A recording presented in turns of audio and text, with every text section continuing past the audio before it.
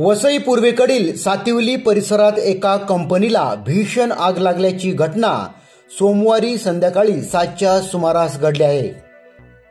Recycle कंपनीला ही आग लागली असून कंपनीतील प्लास्टिक वेस्ट मटेरियल आगीत जलत गेल्याने आग सर्वत्र पसरली आहे।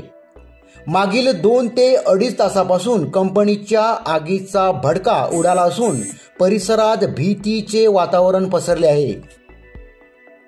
कंपनीच्या वरच्या भागात आग जलताना 1 किलोमीटर पर्यंत दिसून येत असून या आगीत कंपनीतील सर्व सामान जळून गेले आहेत।